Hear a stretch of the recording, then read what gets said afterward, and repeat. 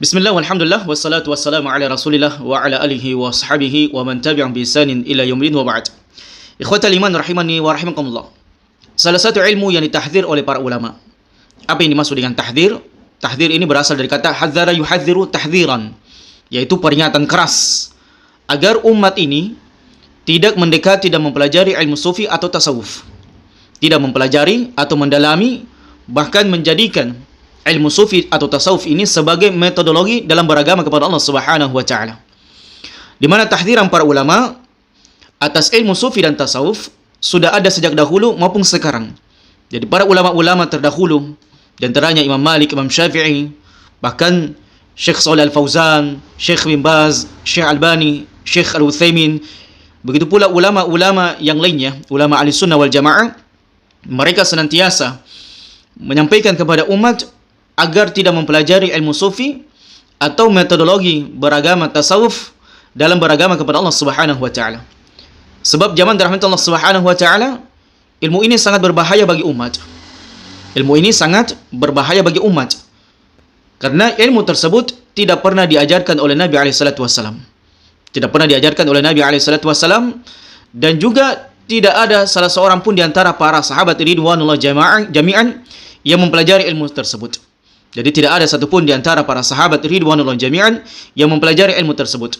Bahkan tidak pula generasi tabi'in atau di generasi para tabi'ut tabi'in, dan tidak pula pernah dinukilkan oleh para ulama yang lainnya bahwasanya ada di antara imam empat mazhab yang terkenal, Abu Hanifah, Imam Malik, Imam Syafi'i dan Imam Ahmad, kemudian sampai di telinga kita mereka merekomendasi untuk mempelajari ilmu sufi. Jadi tidak ada satupun nukilan yang sampai kepada kita para imam mazhab itu kemudian memberikan rekomendasi kepada umat ini untuk mempelajari ilmu sufi.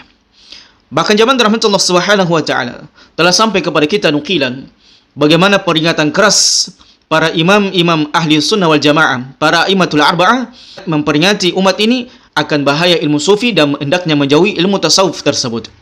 Qala al-Musayyib, berkata al-Musayyibi, kunna 'inda Malik wa ashabihi hawla. Kunna 'inda Malik wa ashabihi hawla. Suatu ketika kami berada di sisi Imam Malik dan para sahabatnya. Faqala rajulun min ahli Nusayyibin.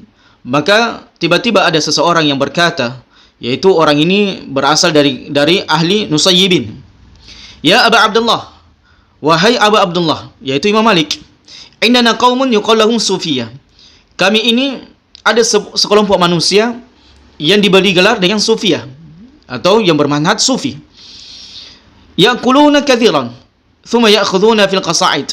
Mereka ini banyak makan, dan ketika ini mereka banyak makan, mereka pun banyak bersenandung-senandung, banyak menyampaikan syair-syair. Thumma yaqumun fayarqusun.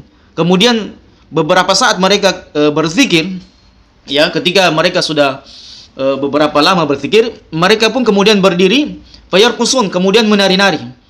Ya. Adapun sufi yang kita hari ini dapatkan, mereka kadang ini berdiri berzikir kepada Allah Subhanahu wa taala, kemudian mereka maju mundur. Itu yarkusun.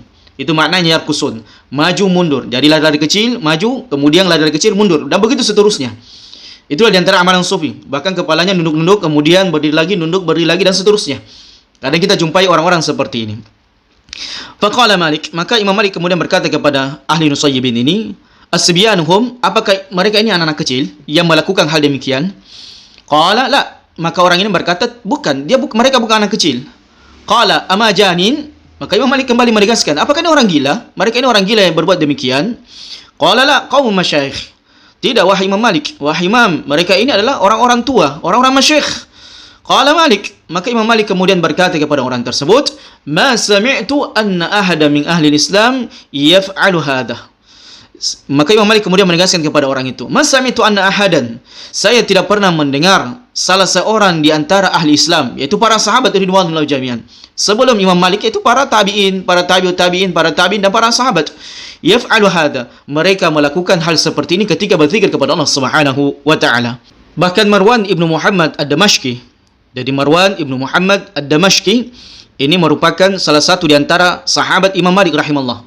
Beliau kemudian mengatakan, thalathatun la yu'tamanuna fi din. Ada 3 jenis manusia yang tidak bisa dipercaya dalam agama ini. Subhanallah. Ini adalah merupakan tahdziran keras, peringatan keras bagi umat ini untuk tidak mempelajari sufi, tidak mengambil ilmu dari orang sufi, apatah lagi berteman dengan orang sufi. Beliau kemudian mengatakan, "Thalathatun la yu'tamanuna fi dinin." Ada 3 jenis manusia yang tidak bisa dipercaya dalam agama ini. Yang pertama adalah sufi, orang yang beragama secara sufi atau tasawuf. Kemudian yang kedua adalah qasas. Qasas ini adalah tukang cerita, tukang dongeng, tukang bual, yang selalu menceritakan sesuatu yang tidak ada data dan faktanya. Itu adalah orang-orang qasas. Kemudian yang ketiga adalah mubtadi' yaruddu ala ahlil ahwa.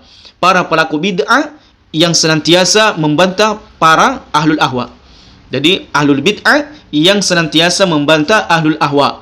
Ahlul hawa adalah orang yang mengikuti hawa nafsu. Bahkan dinukilkan juga peringatan keras dari Imam Syafi'i. Berkata Yunus ibn Abdul A'la, "Sami'tu Syafi'i yaqul, law anna rajulan tasawwafa awwal an-nahar lam ya'ti alaihi dhuhr illa wajadtahu ahmak." Subhanallah. Perhatikan jemaah rahmatullah. Law anna rajulan, andaikan ada seseorang tasawwafa awwal an-nahar, dia ini mempelajari ilmu tasawuf di pagi hari, di awal pagi. Lam ya'ti alaihi dhuhr illa wajadtahu ahmak. Maka tidak datang waktu siang kecuali engkau mendapatkannya dalam keadaan lebih bodoh. Jemaah rahmatullah. Ini peringatan keras Imam Syafi'i dan dinukilkan di dalam kitab Manaqib Asy-Syafi'i jilid 2 halaman 207. Maka siapa yang ingin melihat perkataan Imam Syafi'i ini, maka silakan dia kembali merujuk kepada kitab Manaqib Asy-Syafi'i jilid 2 halaman 207. Sekali lagi saya bacakan, "Lau anna rajulan", andaikan seseorang itu tasawwafa awwalan nahar, dia mempelajari ilmu sufi di awal pagi, lam ya'ti alaihi dhuhr illa wajadtahu ahmak, maka tidak datang padanya waktu zuhur kecuali engkau mendapatkan dia lebih bodoh lagi. Artinya jemaah rahmatullah, ilmu sufi tidak menjadikan Anda menjadi orang pintar. Bahkan jemaah rahmatullah subhanahu wa ta'ala, ilmu sufi semakin membuat Anda bodoh. Bukan saya mengatakan, tapi Imam Syafi'i rahimallahu anhu rahmatan wasi'ah wa ghafarallahu limanni wa karami. Beliau menegaskan bahwasanya tidak satupun orang yang mempelajari ilmu sufi melainkan tidak bertambah ilmunya. Justru semakin bodoh. Dan coba lihat orang-orang sufi itu, memang naudzubillahi min dzalik, mereka berzikir sambil menari-nari. Bahkan dalam zikirnya dia mengatakan hu, yang tadinya Allah, yang tadinya mungkin masih sempurna, la ilaha illallah, sampai kemudian Allah, sampai kemudian yang terakhir tinggal hu, dan seterusnya. Sambil menunduk-nundukkan kepala, menari-nari, yarqusun, berlari kecil maju, kemudian berlari kecil mundur. Itu disebut dengan yarqusun. Dan kemudian juga diriwayatkan Al-Baihaqi dalam Manaqib Asy-Syafi'i, dalam masih kitab yang sama, dikatakan Imam Syafi'i berkata, "Malazima ahadu sufiyya 40 yawman fa'ada akluhu ilaihi abada." Coba perhatikan jemaah rahmatullah. Malazima ahadu sufiyya. Tidak seorang pun di antara manusia itu, tidak ada satupun di antara manusia. Lazima ahada sufiyya. Mereka ini berjalan bersama dengan orang-orang sufi. 40 yawman, selama 40 hari. Fa'ada akluhu ilaihi abada. Sehingga akal sehatnya itu tidak pernah kembali lagi. Ini jemaah rahmatullah subhanahu wa ta'ala. Sangat keras sekali perkataan Imam Syafi'i memperingatkan umat untuk tidak mempelajari ilmu sufi atau mempelajari tasawuf. Karena kadang membuat orang pusing, bingung. Dan coba perhatikan jemaah rahmatullah. Banyak di antara saudara kita yang mungkin mantan orang-orang yang pernah mempelajari ilmu sufi atau tasawuf, mereka mungkin hampir gila. Ya, mungkin hampir tidak sampai kembali akal sehatnya. Dia semakin bodoh. Dia semakin ragu dengan agama yang dia jalani. Inilah mengapa kemudian para ulama kita, apakah ulama al-mutaqaddimin atau mutaakhirin, mereka semuanya sangat memperingatkan keras umat ini untuk tidak mempelajari ilmu sufi karena tidak membuat pintar. Ilmu sufi itu tidak membuat pintar jemaah rahmatullah, tapi semakin membuat orang bodoh. Ini fakta, data. Maka coba perhatikan orang-orang yang mempelajari ilmu tasawuf, ilmu-ilmu kebatinan, ilmu-ilmu tarekat. Ya kadang mereka mengatakan tidak usah sholat, sudah sempurna. Saya ini sudah sempurna, tidak butuh lagi sholat. Saya kalau istilahnya mau sholat Jumat itu saya di Masjidil Haram. Saya bisa sholat di Masjidil Haram atau Masjid Nabawi. Na'udzubillahi min dzalik. Sampai kemudian mereka ke tahapan kehilangan akal sehatnya. Dan juga dikatakan masih dinukilkan dari Imam Syafi'i, Beliau Imam Syafi'i kemudian mengatakan, sahibtu sufiyah, saya pernah berjalan dengan orang-orang sufi. Faman tafa'tu minhum illa bi kalimataini, dan saya tidak mendapatkan sedikit pun ilmu dari mereka, faedah dari mereka, kecuali dua kata saja, dua kalimat saja. Sami'tuhum yaqulun. Aku mendengar mereka berkata, al-waqtu saif, waktu itu seperti pedang. Waktu itu seperti pedang. Tajamnya waktu mengiris, menebas waktu manusia itu seperti pedang. Fa in qata'tahu wa illa qata'ak. Maka kalau engkau memanfaatkan waktu tersebut, maka engkau telah mengiris pedang tersebut, mematahkan pedang tersebut. Wa illa qata'ak. Namun engkau apabila tidak memanfaatkan waktu tersebut, maka waktu itu yang seolah-olah pedang akan menebasmu atau membuat engkau merugi nanti pada hari kiamat. Kemudian yang kedua, perkataan orang-orang sufi, wa nafsuka illam tashgalha bil haqq wa illa syagalatka bil batil. Adapun jiwamu, apabila engkau tidak gunakan dia, tidak manfaatkan jiwamu ini kepada perkara yang benar, maka dia akan menyebut kamu dalam perkara yang batil. Maka dua saja kata Imam Syafi'i, dari selama dia menemani orang sufi, maka Imam Syafi'i tidak mendapatkan sedikit pun ilmu dan faedah kecuali dua kalimat ini saja. Begitu pula dengan perkataan Imam Ahmad rahimallahu anhu rahmatan wasi'ah, wa ghafarallahu man wa karami, dengan tegas mentahdzir orang-orang sufi. Beliau dinukilkan di dalam kitab Tabaqatul Hanabila jilid 1 halaman 184. Beliau kemudian mengatakan, quburu ahli sunnah min ahli kaba'in raudhah. Jamaah rahmatullah, perhatikan bagaimana dengan tegasnya para ulama ahli sunnah wal jamaah, para imam mazhab memperingatkan umat untuk menjauhi ilmu sufi. Beliau kemudian mengatakan, kubur ahli sunnah min ahli kabair raudhah. Sesungguhnya kuburannya ahli sunnah